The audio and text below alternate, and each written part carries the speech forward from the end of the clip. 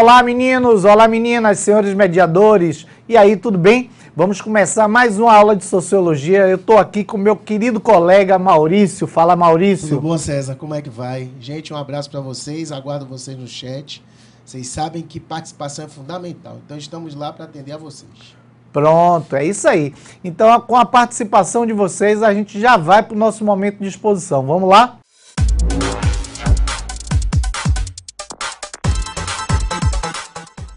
Vamos começar. E eu vou começar já a aula trazendo aqui a nossa apresentação de praxe, apresentando a equipe de Sociologia. Vamos lá?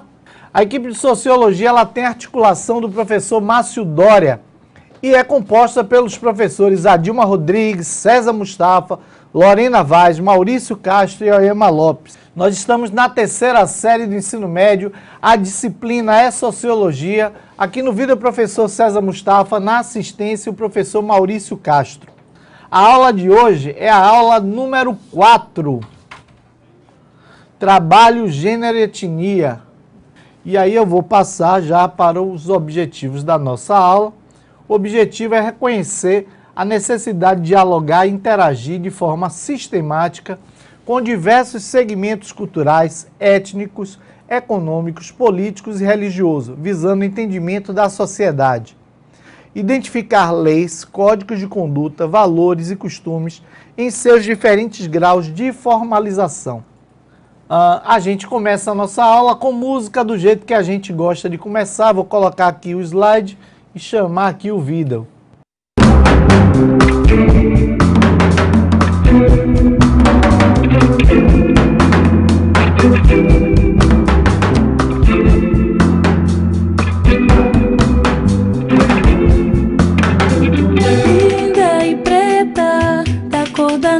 Da Bahia preta, o dia te anuncia, linda e preta, você virá. Linda e preta, eclipse da rua, linda e preta, esconde sol e lua, linda e preta, você virá. Cor do céu de manhã cedo acorda o mar. Meu mundo começa só depois que te encontrar. Seu cabelo black dá um break em meu olhar. Canta essa canção só pra dizer que você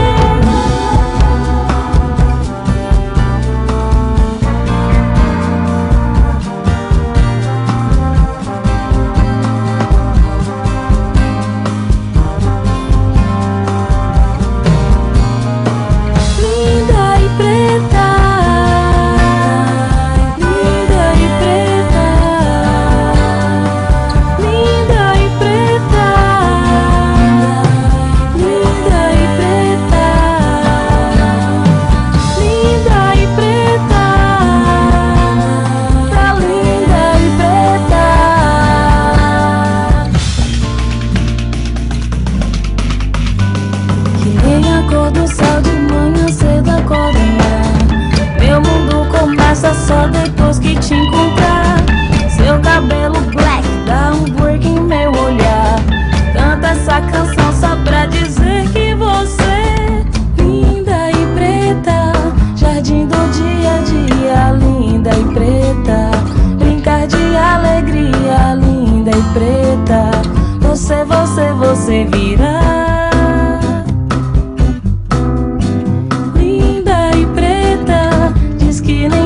Confia, linda e preta, a conta que te guia, linda e preta, conta quem é teu orixá. Nem a cor do céu de manhã cedo acorda o mar. Meu mundo começa só depois que te encontrar. Seu cabelo black dá um break em meu olhar.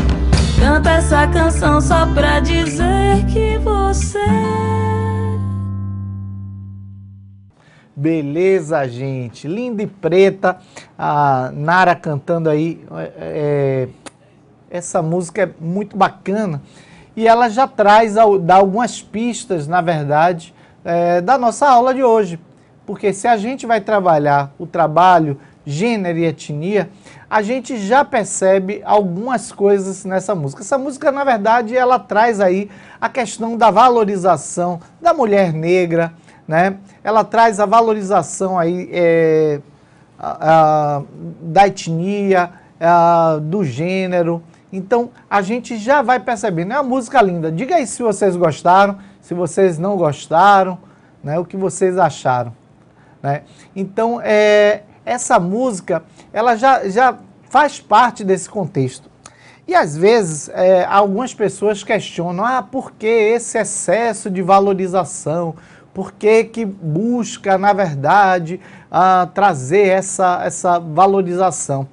E aí, hoje de manhã, eu estava, antes de vir para cá, eu liguei no jornal e estava assistindo lá na Globo News, e aí mostrando o caso de um prefeito lá no Rio de Janeiro, não é isso? Ceará. No Ceará? Não, o prefeito que era médico, que estuprava. Ceará. Exatamente. E aí no Ceará, esse prefeito, ele era ginecologista e aproveitava o fato de ser ginecologista para abusar sexualmente das mulheres. Ok, beleza. Isso aí está em investigação ainda, tal. Mas um dos pontos que se levantava era o seguinte, é que as denúncias desse médico, né, ou desse sujeito, né, se dão desde a década de 80. Né? Então, desde a década de 80 que ele vem sendo denunciado. E aí a grande pergunta que se faz é, por que só agora essas denúncias, elas estão, na verdade, sendo levadas em consideração? Aí é que entra essa questão da valorização. Então, às vezes, quando a gente fala de gênero, quando a gente fala de etnia e que a gente tenta valorizar o gênero e a etnia, é exatamente para que possa, na verdade, na sociedade, haver reações como essa, né? Então, durante muito tempo, como o gênero não era valorizado, como a etnia não era valorizado, essas denúncias também eram colocadas de lado. E agora elas passam a ter uma repercussão, elas passam a ter uma aceitação das autoridades policiais, das autoridades que investigam. Então, já dá para a gente perceber isso, né, gente? Então, não é só uma questão de, como muitos falam aí, de mimimi, de vitimismo.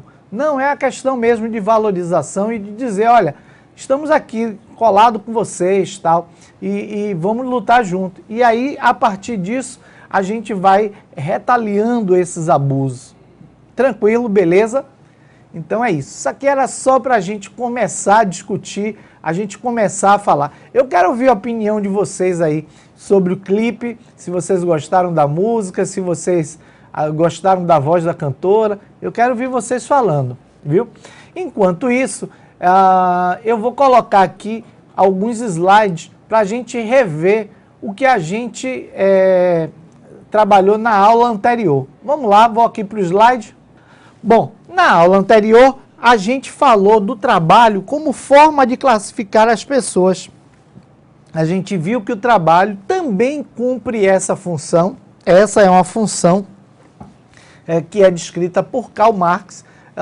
No mundo capitalista, o trabalho entra com essa função. Então, existem trabalhos para um tipo de membros da classe de classes sociais, grupos étnicos, grupos de gênero específico. Existem outros trabalhos que parecem que se encaixam apenas para um determinado grupo que faz parte da elite, né? Então, a gente já fica pensando. É difícil, por exemplo, você viajar no Brasil e ver, apesar da quantidade de negros que tem no Brasil, Maurício, e você encontrar uma aeromoça negra, né? É difícil isso. É difícil você, no Brasil, você encontrar uma bailarina negra também.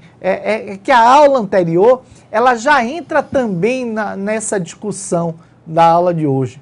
Então, o trabalho que serve para dizer de que classe social você pertence, de que classe social você faz parte, ele também serve para determinar o lugar social que você ocupa nessa sociedade. E aí a gente vai perceber que determinados grupos étnicos, determinados grupos de gênero ocupam determinadas vagas específicas e outras vagas parecem ser inacessíveis, parecem ser vagas impossíveis para esses grupos, tá certo? Vamos para o outro slide aqui? E aí eu trouxe um resuminho aqui para a gente ver o que os pensadores falam sobre essa divisão social do trabalho. O Durkheim, ele diz que essa divisão social do trabalho ela é mais moral do que econômica. Ele fala da questão da solidariedade, desse agrupamento solidário, né? Então, Durkheim, ele percebia uma certa uma organização natural nessa divisão social do trabalho. Então, ele não via grandes males aí. Ele achava que isso fazia parte do funcionamento orgânico da sociedade. Tranquilo? Já Marx, ele tem um posicionamento mais crítico em relação a essa divisão social do trabalho. Ele diz que essa divisão social do trabalho, ele gera uma hierarquia social na qual as classes dominantes subjugam as classes dominadas. Então, por conta, essa visão de Marx é uma visão que vem colaborar exatamente com isso que eu estou falando, né? Com a perspectiva de que determinados cargos são ocupados por um determinado grupo que faz parte de uma elite e outros tantos cargos fazem parte determinado por restante da sociedade. É interessante a gente lembrar, inclusive, que existia no Brasil, como tem uma tradição de escravidão, né? A gente tem ainda trabalhos que são trabalho de preto, né? Trabalho para pretos. E Max Weber, ele defendia que a sociedade pode ser afetada por ações individuais. Então, dentro dessa perspectiva de Weber, ele via o trabalho, né, ou o cargo, ou a função que você ocupa nessa sociedade como parte de um esforço particular, individual, né? Ou seja, se você se esforçar muito, se você batalhar muito, você chega aonde você quer chegar, né? E aí a gente é levado para essa perspectiva do esforço individual, porque é uma coisa fácil da gente acreditar, é uma coisa fácil da gente seguir, né? Que se eu me esforçar, eu chego onde eu quero. Ora, eu quero chegar, eu gostaria de chegar no topo, eu gostaria de chegar lá em cima, né? Mas será que eu não estou me esforçando direito? Na verdade, não é isso. Na verdade, é que esses lugares, eles não estão disponíveis. Esses lugares lá no topo, né, não estão disponíveis. É óbvio que se você se esforçar, você consegue, inclusive assim, esse diálogo meu, né, essa fala minha, ela é sempre muito mal interpretada por meus alunos do presencial, né, e às vezes também os alunos aqui do vídeo, né, que elas dizem assim, não, professor, você, quando fala que se a gente se esforçar muito, a gente não consegue chegar lá, né? Na verdade, você cria um desestímulo, né? Mas não é isso. O chegar lá que eu estou dizendo é chegar lá no topo, é chegar lá em cima. A gente consegue avançar, a gente consegue até progredir, a gente consegue até mudar de faixa econômica, de faixa social, né? Com os nossos esforços pessoais e etc e tal, a gente consegue. Mas assim, o topo é um lugar que não está disponível, não está aberto, nem para mim, nem para o Maurício, nem para ninguém, né? Então, às vezes acontece em milhões da pessoa sair de uma camada social e ir para outra, né? Um Neymar da vida, um Pelé, alguém desse nível. Mas assim, isso é praticamente loteria. E isso não tem a ver com o talento. Isso não tem a ver com as possibilidades da pessoa. É loteria, né? É uma coisa lotérica assim. Porque quantos você conhece que jogam um bolão aí, que joga até mais bola do que Neymar e do que outros craques do futebol, que, no entanto, nunca vão jogar nem num time de terceira divisão. Né? Maurício, que é especialista em futebol. Não é não, Maurício? Então, é bom que a gente já tenha essa perspectiva. E aí eu vou continuar aqui nossa aula, trazendo aqui um slide para vocês. Então, é bom a gente colocar os pingos nos is, né? Diferença e desigualdade são duas coisas distintas. A desigualdade é quando as diferenças implicam em vantagens para uns e desvantagem para outros. Porque quando a gente fala em gênero, aí o pessoal, os machistas e aqueles que têm os discursos prontos, né? Eles dizem logo, não, mas a mulher quer ser igual ao homem. Não, a mulher não quer ser igual ao homem. A mulher quer ter os mesmos direitos. Ela não quer ser tratada com desigualdade, né? Outro dia eu vi até uma pessoa meio brincando, mas você sabe que na brincadeira a gente fala as verdades, né? E ele vira para uma pessoa, uma mulher que tinha um discurso mais feminista, etc e tal, e aí tinha umas sacolas pesadas para carregar, ela disse, pô, pega aí, você é mais forte que ela. Ele disse, eu não, você não quer ser igual aos homens? Então pegue você tem que ser forte e tal. E isso, na verdade, o que é que acontece? Isso gera um pensamento errado, né? Que pensamento errado? É o pensamento de que as mulheres querem ser iguais aos homens. Não, elas querem ser apenas... querem ter os mesmos direitos. Deixa eu ver aqui. Deixa eu ver o pessoal, estou dizendo que é uma questão de oportunidade. Essa fala é perigosa, professor. Qual fala? A fala que eu inclusive trouxe para vocês, eu expliquei. Se quiser, eu explico de novo. Os efeitos em sala podem ser os mais variados possíveis. Eu sei. Na verdade, assim, e eu quero deixar claro isso, viu, Esplanada? Eu não estou falando no sentido de desestimular ninguém. Eu estou dizendo o seguinte, que tem determinados locais sociais, né? Esses não estão acessíveis, esses não são possíveis, né? Então, esse papo de qualquer... eu chego aonde eu quiser, é uma coisa que a gente sempre ouviu, mas que infelizmente não é verdade, né? Se eu me esforçar muito, se eu estudar muito, eu consigo, na verdade, progredir, eu consigo mudar de classe social, né? Mas eu não chego aonde eu quero, porque aonde eu quero, na verdade, é um lugar que não está acessível. Beleza? Conheço, pessoal lá de Angi, conheço uma pessoa que fala isso. Eu queria que você explicasse mais assim, falasse o que é isso, porque eu já falei e aí eu não sei, tá bom? Mas estou gostando, vamos lá.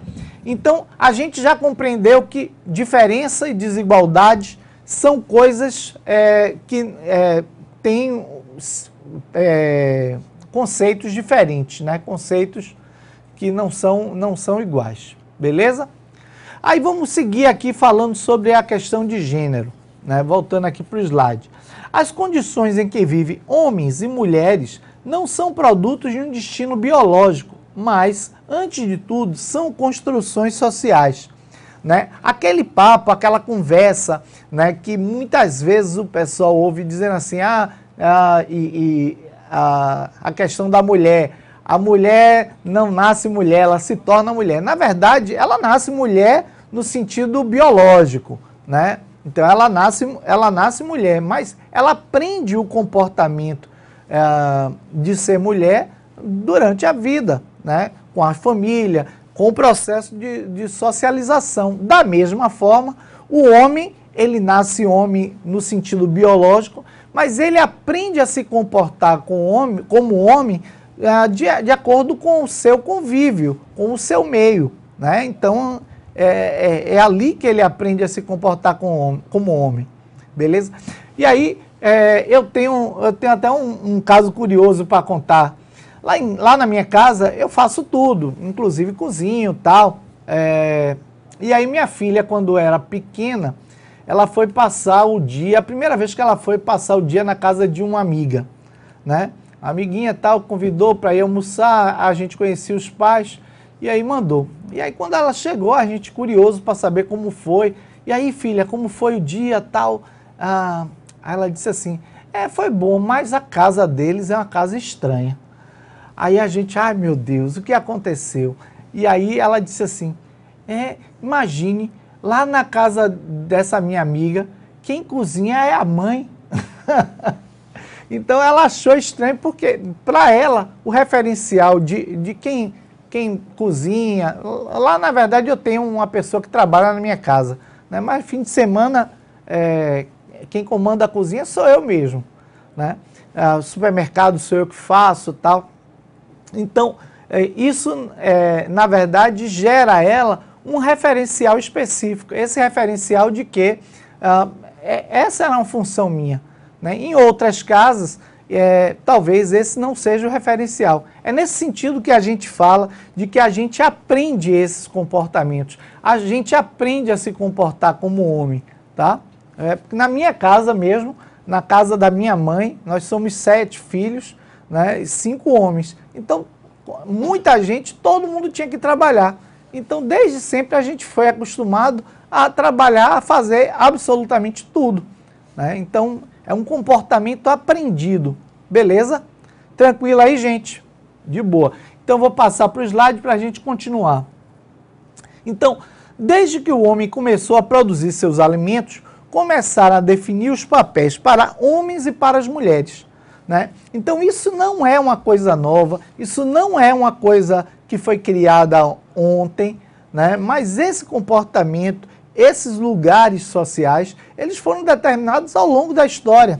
Os homens saíam, logicamente, para caçar porque tinham mais força física, porque as mulheres tinham que cuidar mesmo das crianças, a alimentação e o cuidado das crianças ficavam a cargo das mulheres. Então, historicamente, esse tipo de comportamento foi sendo construído, porque biologicamente era por aí, mais ou menos, né? Aí, mais ou menos, os papéis ficaram assim. O papel da mulher era procriar, cuidar dos filhos. E aí, do homem era garantir a alimentação da família. Bom, já que esse papel de garantir a alimentação da família foi tido do homem, a mulher acabou tendo que se subordinar a essa dependência dos homens. Mais tarde, esse patriarcado ele vai ser estabelecido, né? Então, saindo da pré-história, indo para a Idade Antiga, para a Idade Média, a gente vai ter o estabelecimento desse patriarcado, a gente vai ter o estabelecimento dessa presença masculina, dessa preponderância masculina na sociedade, né? E aí, esse homem ele ganha esse papel de destaque e relevância, e a partir daí afirma toda a sua superioridade, né, e controle da própria sociedade e da própria família. Quando chega mais lá para frente, na chamada Revolução Industrial, a Revolução Industrial incorporou o trabalho da mulher no mundo da fábrica e separou o trabalho doméstico do trabalho remunerado fora do lar. É interessante porque todo mundo trabalhava em casa até a Revolução Industrial, né? Então, ainda assim, no período lá da manufatura, o período que antecede a Revolução Industrial, as fábricas, as fabriquetas, eram no fundo do quintal, eram lá embaixo, lá atrás, né? Então isso, na verdade, gerava ali uma mistura entre o trabalho doméstico e o trabalho produtivo. Ou o trabalho era na roça, cuidando dos bichos também, né? Então acabava que todo mundo fazia praticamente tudo. Quando chega a Revolução Industrial, essa divisão do trabalho ela ficou muito mais clara, porque o homem passou a trabalhar fora de casa e a mulher passou a trabalhar em casa. A mulher que foi incorporada no mercado de trabalho, ela acabou acumulando, na verdade, as duas jornadas. Então, ao ser incorporada no mundo do trabalho industrial, a mulher então passa a ter dupla jornada. A ela cabia tomar conta dos afazeres domésticos e também do trabalho remunerado. A remuneração do trabalho da mulher sempre foi inferior do homem. né? Tinha uma outra perspectiva lá na Revolução Industrial, que era a perspectiva de que a mulher, ela estava ali inserida na fábrica, e eles acabavam contratando não só a mulher, mas os filhos na mesma fábrica, para exercer um controle maior sobre aquela família.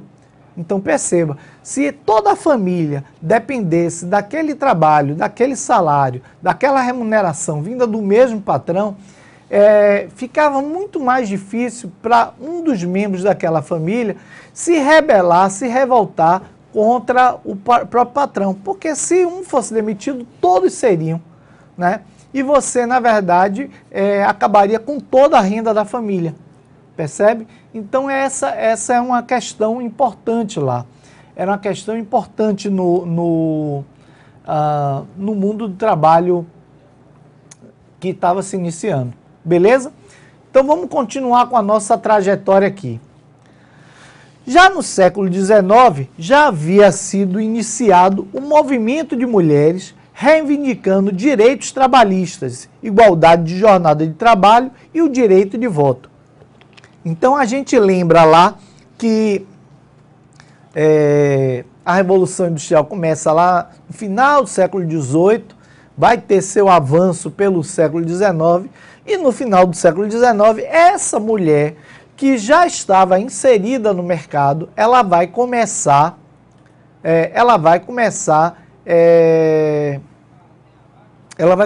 a reivindicar o trabalho.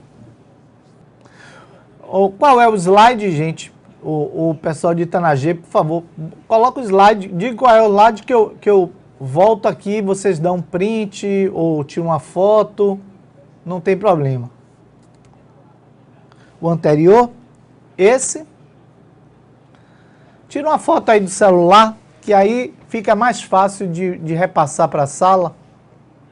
É melhor do que o print, né? Porque o print, às vezes, ele vai empatar, depois que você dá um print, aí você empata todo o resto da aula, né? Então, tira uma foto do celular e aí manda para a turma. O que vocês quiserem, vai me sinalizando aí, beleza? É porque aqui a gente não está trabalhando com conceitos especificamente, aí eu não coloco para copiar. Mas aí, se vocês sentirem necessidade de copiar alguma coisa, vocês vão falando. E aí, deixa eu ir. Bom, aí a luta feminina ainda hoje busca a construção de novos valores sociais, nova moral, nova cultura pela democracia, igualdade entre homens e mulheres. Perceba que essa luta que começa ainda lá no século XIX, ela até hoje, ela não é consolidada. É interessante que hoje, no século XXI, no ano da graça de 2019, a gente criou uma mania agora de reclamar de quem reclama, de quem protesta, né? E aí a gente acha que é mimimi, a gente acha que é reivindicação de vagabundo e etc. Tal. E aí a gente não consegue olhar para trás e perceber que todas essas conquistas que temos hoje são conquistas que foram conseguidas com muita luta, com muita reivindicação, né? Com o sacrifício de muita gente. Então, se você perceber, por exemplo, ainda no século XX, na década de 60, 70, a mulher não podia se separar do homem, né? Não havia, na década de 70, é que surge o chamado desquite. O desquite era a separação formal, mas não era a dissolução completa do casamento, né? Então a mulher desquitada era a mulher que estava abandonada pelo marido, né, praticamente. E essa mulher era mal vista pela sociedade. Eu não estou falando da Idade Média, não, eu estou falando de 1970. Né? É na década de 70 também que surge a pílula para não engravidar. Né? Então a mulher ela passa a ter na verdade, o controle sobre se ela queria ou não queria engravidar, né? Isso também é interessante da gente perceber. Então, perceba que essas conquistas, elas são muito recentes. E se a gente voltar um pouquinho atrás, na década de 30, as mulheres começaram a votar na década de 30. Né? Até a década de 30, as mulheres não votavam no Brasil, né? Não entravam em universidade. Né? Então, isso tudo chama a atenção exatamente para que todas essas conquistas são conquistas recentes, beleza? Eu vou voltar o slide e eu vou botar um pequeno vídeo para a gente assistir, para que a gente possa incrementar nossas discussões. E desigualdades têm tudo a ver com compreender o que é gênero, raça e etnia? Mulheres, negros e indígenas ganham menos, têm menor escolaridade, não conseguem representatividade política e sofrem violências constantes.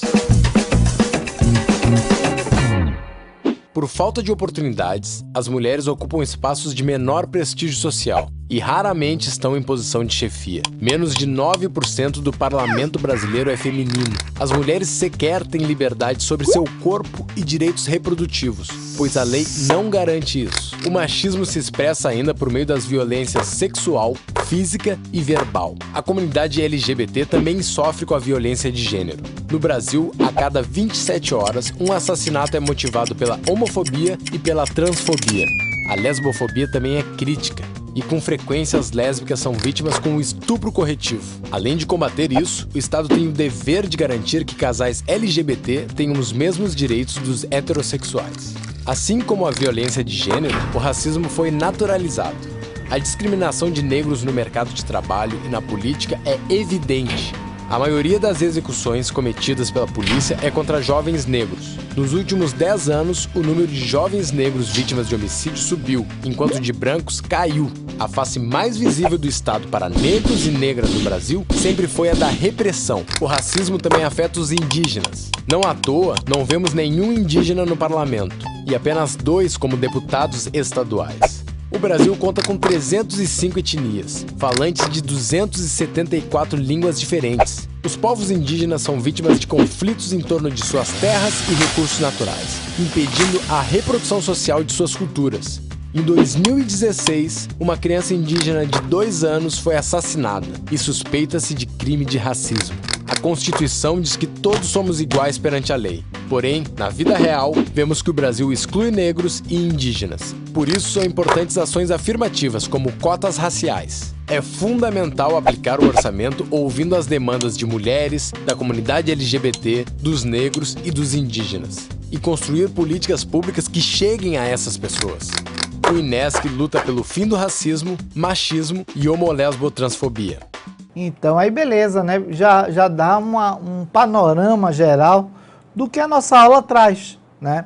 Porque a nossa aula ela vai falar também aí sobre a questão racial, a questão étnica, que a gente vai falar. O pessoal lá de Bonito Brejo está dizendo assim, hoje ainda tem gente que pensa que tem que sofrer com um casamento falido do que se separar e ser feliz. Eu acho que hoje, até Brejo, essa visão ela ainda persiste em alguns casos, mas ela é muito menor, né? Até a década de 70, as pessoas ficavam no casamento porque já tinham casado e é aquilo que Deus uniu, ninguém separa, era a fala do padre no casamento, né? E as pessoas não se sentiam à vontade, né? Inclusive socialmente, para se separar, né? Então isso a separação era vista como uma coisa do fim dos tempos, né? Fim do mundo ali. Né? Então, para a gente, de fato, perceber que determinados comportamentos que eram aceitos em um tempo anterior, agora já não são mais, e que as pessoas podem ser muito felizes, na verdade, vivendo de outras formas. Eu conheço, inclusive, tenho gente na minha família que se separou e que depois que se separou se relaciona muito melhor, né, com o casal, se relaciona muito melhor sem ser casal, né, do que antes, quando era casado, né? Eu conheço gente que se tornou um pai muito mais presente depois que se separou do que quando era casado e morava na mesma casa, né? Beleza. Então, é isso. É para a gente já ir entendendo isso. Vamos lá. Vamos aqui para o slide para a gente ter uma ideia aqui. Esses dados, eles não são novos, são entre 2012 e 2016. Né? Esses dados, eles são coletados em períodos, né, específicos, não são coletados exatamente para poder ter essa percepção, né, por épocas, porque não dá para coletar todos os anos, né? Então é importante, essa é uma outra discussão, é importante essa coleta sistemática dos dados exatamente para fazer esse confronto, para fazer essa comparação. Aí a gente tem aqui um gráfico, rendimento habitual médio de todos os trabalhos e razão de rendimentos por sexo. Né? Então, os homens pintadinho de roxo, as mulheres pintadinho de cenoura. Né? E aí a gente vai percebendo que os homens, eles sempre ganharam mais, né? Em torno de 30% a mais do que as mulheres, e que, infelizmente, com o passar do tempo, essa diferença, ela tem, na verdade, sido reduzida, mas com muito pouco reduzida, né? Mas a redução aí dessa diferença, ela é pequena mesmo, né? Você vê que em 2012, né, era quase 30%, o homem ficava em 26,3%, e em 2016 você vai ter aí 22,5%, mais ou menos. Né? Então, é só para a gente já perceber. É mais ou menos essa estrutura. Deixa eu ver, o pessoal de Teolândia dizendo, mas também não deve se separar por qualquer coisa, às vezes deixando os filhos sem estrutura familiar. Claro que não, né, Teolândia? Eu acho que as famílias hoje, elas são formadas muito mais na base do afeto do que na base da legalidade, ou da questão moral, ou da questão social, né? Então, esse tipo de discussão que a gente traz para vocês, né? Na verdade, não é estímulo à separação, não é estímulo a se desfazer das famílias ou do casamento, mas na verdade, um estímulo para que as famílias se formem a partir de relações verdadeiras. E isso também é interessante, porque assim, se você pensar bem nas camadas sociais mais altas, né, classe média e classe mais alta, os casamentos, eles não eram casamentos exatamente por opção, mas casamentos visto como uma questão de negócio, né? Então, os casamentos eram formados a partir de interesses das famílias. Então, até a década de 50, mais ou menos, as famílias ainda casavam seus filhos sem que eles tivessem, na verdade, esse direito de optar, né? E esse comportamento ele vai sendo alterado, ele vai sendo mudado nas décadas seguintes. E hoje as pessoas têm muito mais liberdade. É óbvio que todas essas mudanças, e aí eu compreendo quando vem a crítica e tal, a essa fala em defesa dos gêneros, da questão LGBT, a questão do negro, né? E aí o pessoal às vezes diz assim, mas isso é cansativo, essa coisa de toda hora tudo é racismo, tudo é mimimi, tudo é... Eu até compreendo na seguinte percepção. A gente, às vezes, para conseguir essa visibilidade para a causa, a gente, não é que exagere, mas a gente tem tocado nesse ponto o tempo inteiro. Mas isso é importante por quê? Porque ele traz à tona a discussão, ele traz à tona esse debate, E aí gera, na verdade, uma mudança de comportamento. E é isso que tem feito. Pessoal, eu falo de um casamento de alguém que deseja construir uma família, com a bênção de Deus. Bom, aí já, na verdade, também são questões pessoais, tá? É uma questão particular de cada um, como é que cada um vai determinar as suas famílias, né? É assim que acontece. Vamos lá. E aí vamos ver o outro gráfico que fala sobre a taxa de frequência escolar líquida ajustada no ensino médio por sexo e cor ou raça, né? Então você tem aqui homens brancos estão na escola, tal, 71%, e homens pretos ou pardos, aí esse número cai bastante. Quando a gente pensa nas mulheres brancas, elas estão muito mais na escola do que as mulheres pretas ou pardas, né? Então aí você já percebe que mesmo entre a questão dos gêneros, quando a gente coloca o recorte racial, a gente vai encontrar também essa diferença. E aí, participação masculina no mercado de trabalho, a participação masculina no trabalho doméstico, né? Eu acho que também isso já está sendo alterado. Então, lavar roupa, 14%, a limpeza da casa, 33%, passar ferro em roupa, nem pensar, eu detesto. Eu passo se tiver a necessidade, mas eu acho que eu estou aí entre esses outros que não passam. 13%, cozinhar 25%, limpar a casa 26%, lavar prato 50%, limpeza de uma forma geral 22%. É interessante que cozinhar vai ter uma participação boa até, né? Lavar prato, homem lava mais prato do que mulher. Mas cozinhar tem tido uma glamourização, na verdade, dessa coisa do homem na cozinha, né? E aí, Maurício mesmo é um exímio cozinheiro. Fala aí, Maurício. Os meninos querem ouvir você. Eu queria, na verdade, retornar uma discussão sobre essa questão que o professor César falou de mimimi. Na verdade, essa afirmação de mimimi, de alguma forma, ela é feita para encobrir fatos que afetam a sociedade de difícil resolução.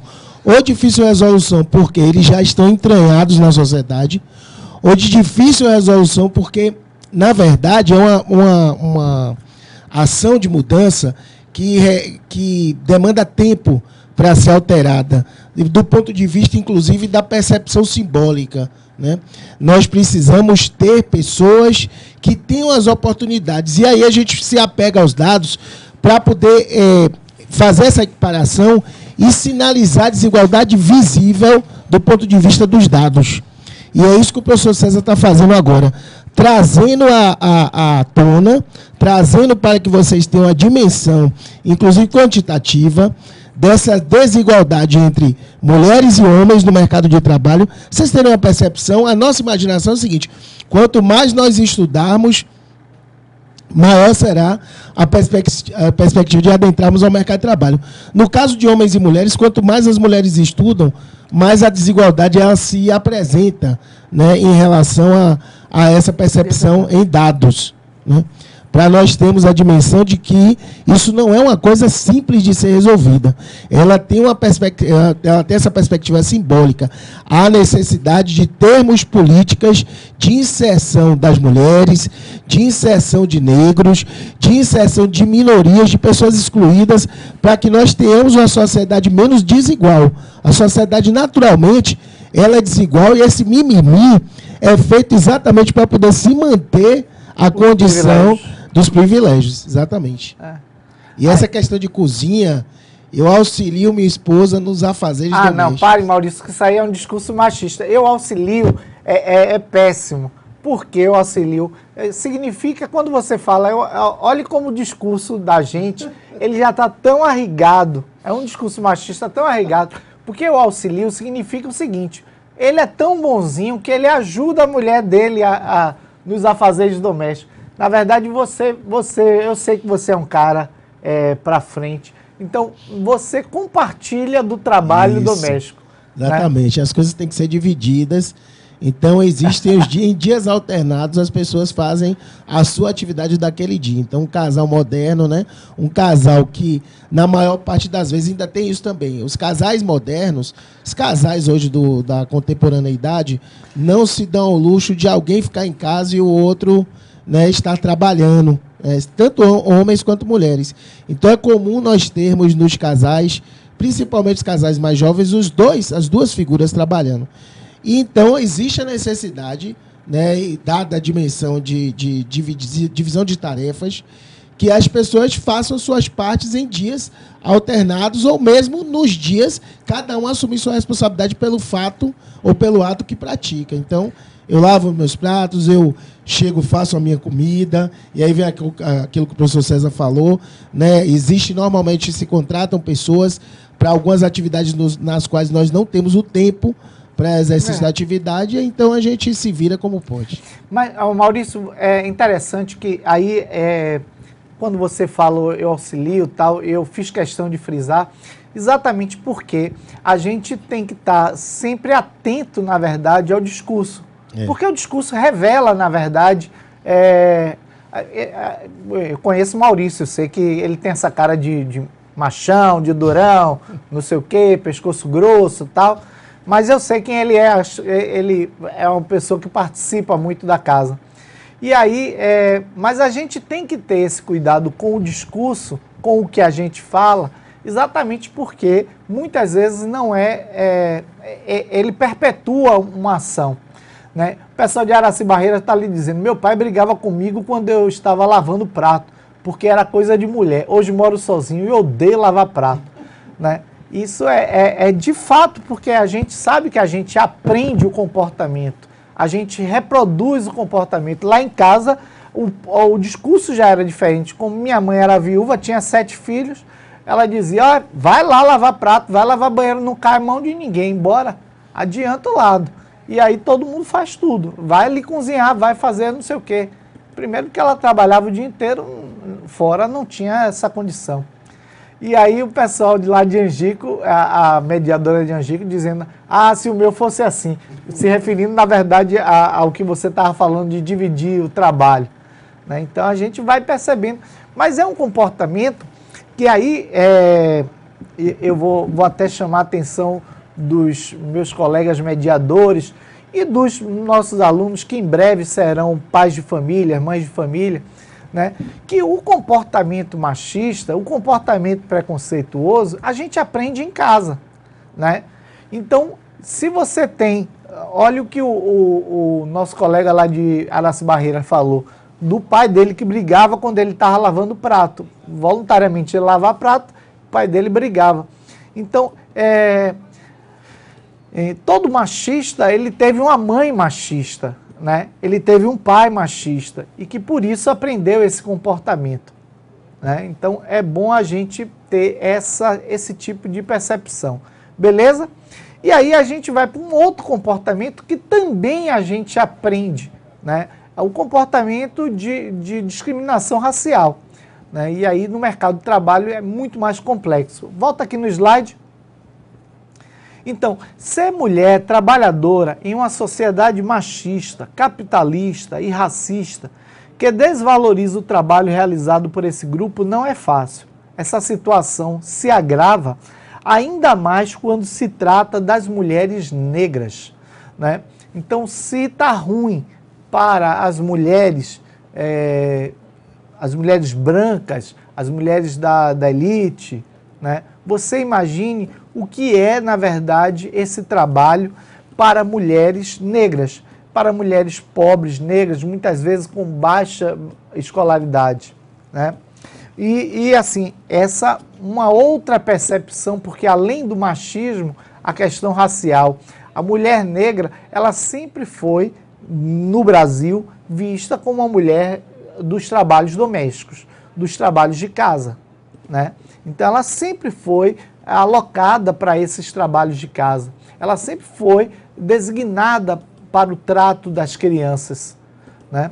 As mulheres brancas no Brasil, né, na época da escravidão, elas não amamentavam nem os seus filhos, né? Então, elas não tinham trabalho nem sequer de dar o peito para os seus filhos. Isso era tarefa das chamadas amas de leite, né? Entre outras funções das escravas, né, que era a de reproduzir e gerar novos escravos, né? Era gerar novos escravos para ter peito, para dar a mama para os filhos das brancas, né? Então, era essa outra função. Então, perceba como esses lugares sociais, eles vão sendo construídos, eles vão sendo colocados, né? E como é difícil, na verdade, a gente se livrar disso, se livrar desses estigmas que vão sendo colocados, tá certo? Aí vamos seguir. Não, volta aqui. Espera aí. Pronto. O Brasil é o país fora da África que mais concentra pessoas negras. Segundo o IBGE, mais de 53% da população brasileira é negra. Em contrapartida, menos de 9% dos cidadãos empregados são negros. Então perceba, na verdade, quando a gente traz esses dados para vocês, onde 53% dessa população brasileira sendo negra e 9% dos cidadãos empregados em empregos formais são negros, né? Então perceba, na verdade, a divergência nesses números, né? A desigualdade nesses números, né? Então, agora, quando estão falando em reforma da Previdência, tal, estão falando muito em corrigir injustiças e etc e tal. E muitas vezes, nesse discurso, eles citam lá as pessoas mais pobres. Na verdade, assim, essas pessoas mais pobres, né, quando você estabelece uma idade mínima para aposentadoria, você prejudica principalmente essas pessoas mais pobres. Por quê? Exatamente porque essas pessoas são as pessoas que começam a trabalhar antes, né? Então perceba, um menino da periferia, um menino da zona rural, ele começa a trabalhar com 13, 14 anos, talvez antes até. Muitas vezes sem carteira assinada, algumas vezes até com carteira assinada. Então, por exemplo, um menino que, na melhor das hipóteses, começou a trabalhar com 14 anos como menor aprendiz, carteira assinada, contribuindo no INSS, ele vai ter que trabalhar até 65, né, Maurício? Né, contribuindo. 65 contribuindo. Então, ele vai trabalhar dos 14 aos 65. Qual é o tipo de justiça que tem aí? Quando, na verdade, meu filho, o filho de Maurício, né, vai começar a trabalhar lá com 26, 25 anos de idade, depois que terminar, na melhor das hipóteses, depois que terminar a faculdade, terminar mestrado, né, talvez até um doutorado, e aí, se for para o doutorado, vai para 30 anos. Quer dizer, bem provavelmente é isso que acontece com os filhos da classe média e da classe alta. Eles vão estudar até 30 anos, até 27 anos, né? Porque vai entrar na faculdade, vamos dizer, com 19, né? Vai sair da faculdade com 23, 24 anos, mais um ano de pós-graduação, mais 2 anos de mestrado, mais 4 anos de doutorado, e aí sai da faculdade lá com 30 anos, é a hora que ele vai buscar a inserção no mercado de trabalho. Ou seja, para essa pessoa, o tempo de trabalho vai ser de 30 anos, né? 35 anos. Mas para um menino pobre da periferia, né, quando você estabelece idade mínima, significa que ele começou a trabalhar lá com 15 anos, né, e com 65 anos ele vai aposentar, se ele tiver o tempo de contribuição, porque muitas vezes esse menino ou essa pessoa acaba, na verdade, fora do mercado formal de trabalho. Não é isso, Maurício? Exatamente. O mercado de trabalho hoje, ele, dadas as dimensões de mudanças, as tecnologias de informação, né, aplicadas ao trabalho, elas, de alguma forma, elas removem do mercado de trabalho muitos daqueles profissionais que só tinham aqueles espaços para o exercício de algumas atividades. Então, vamos lá.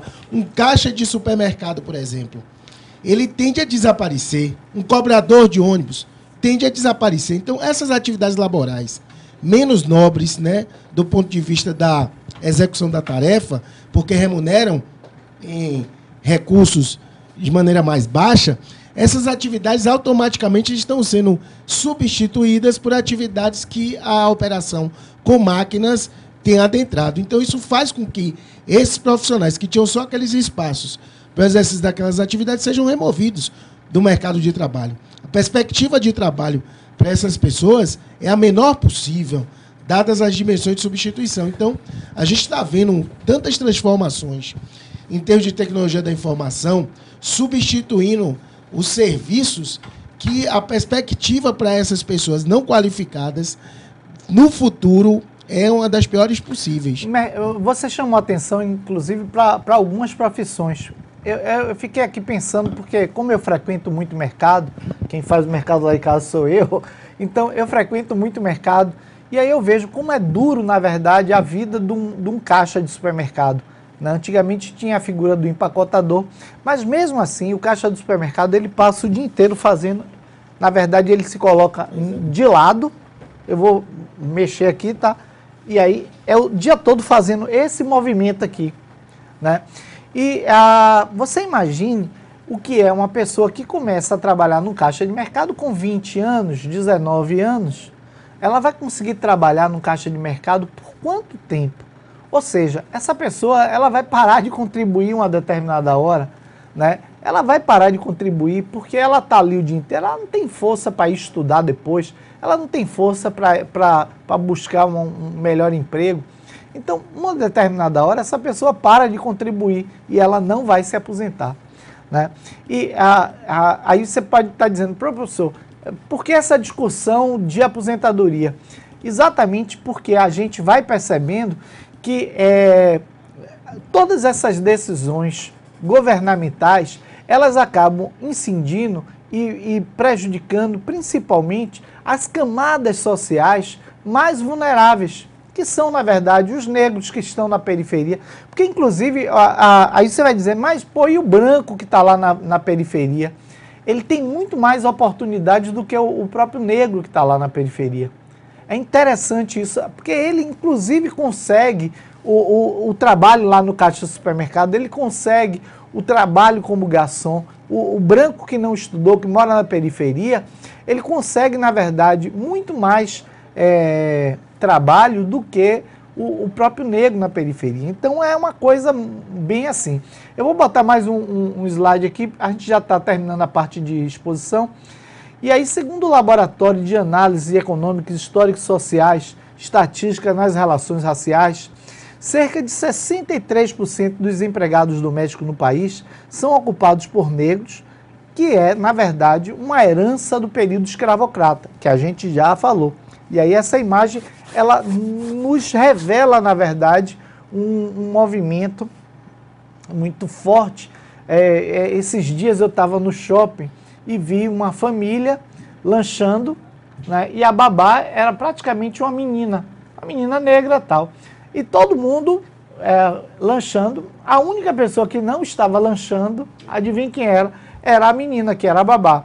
Mas era uma menina, devia ter 16, 17 anos.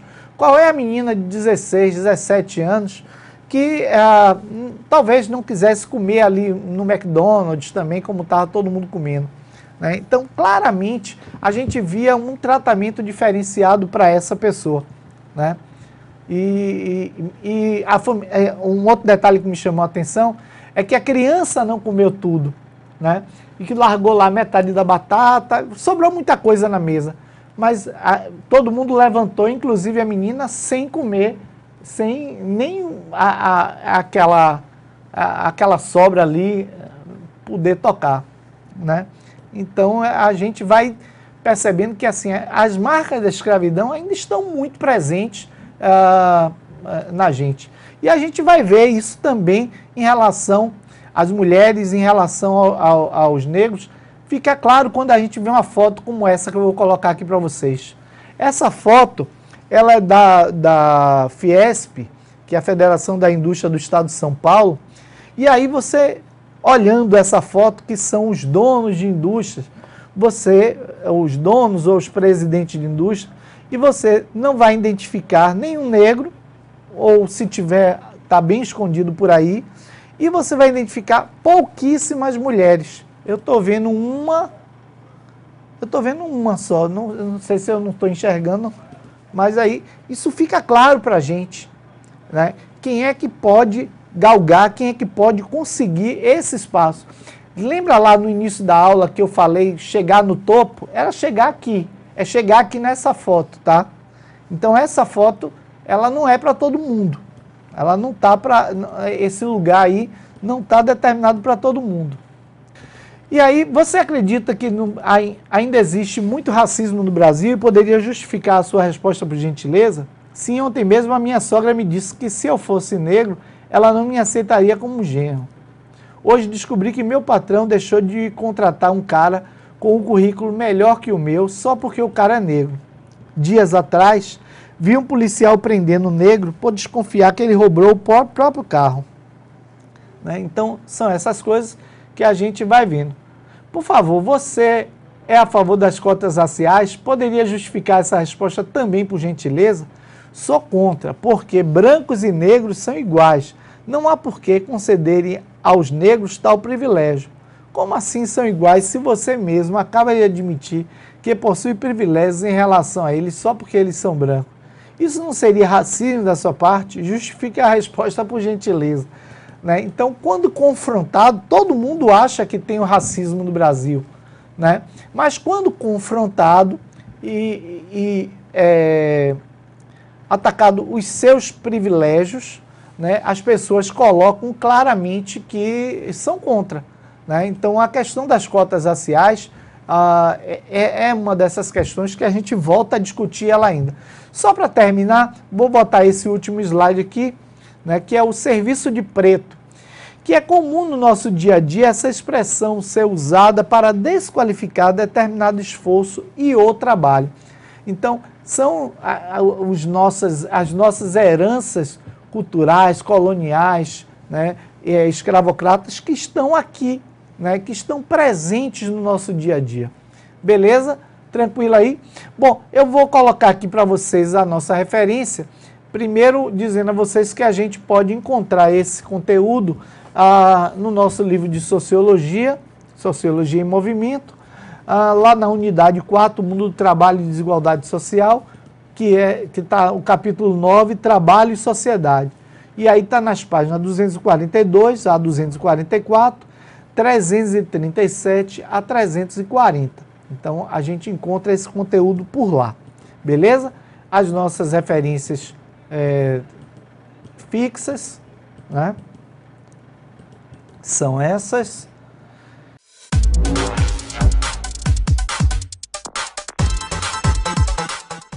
A síntese de hoje, basicamente, foi a discussão sobre as grandes transformações, né?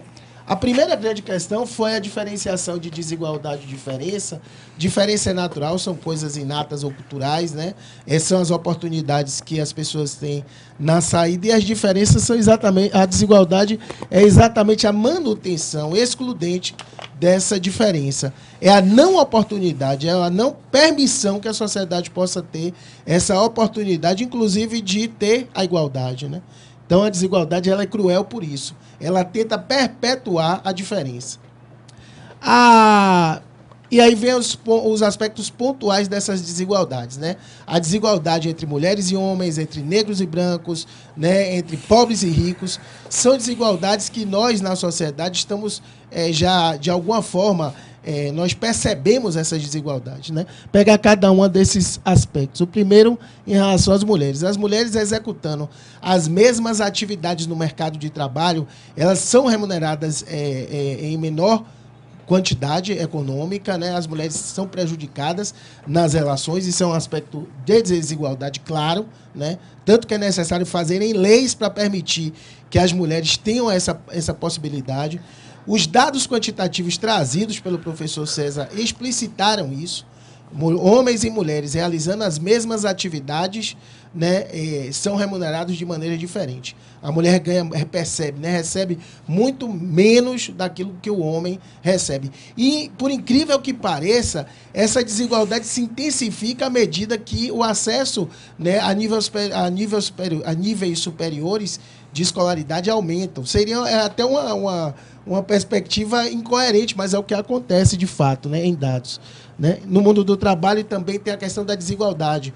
Em atividades de trabalho entre homens e mulheres, normalmente as mulheres são preteridas. Cargos gerenciais, por exemplo, são ocupados majoritariamente por homens. Então isso mostra o aspecto, né, da desigualdade nas relações de gênero. Outro aspecto tratado pelo professor César foi a questão da desigualdade em relação à cor, né, à etnia. Os negros, eles são preteridos do mercado de trabalho, também numa perspectiva cruel, porque é uma coisa, no Brasil, no caso, né, era velada, ela foi explicitada, ela foi descortinada à medida que os dados foram expostos, e isso precisa se alterar, foi alterado através das cotas, precisa ser realmente uma política permanente para que a gente possa ter a questão da possibilidade de ter acesso às atividades principais. E a trabalhadora negra, aí vem dois aspectos cruéis: ser negra e ser mulher. E, né, a intensificação da desigualdade é muito mais intensa.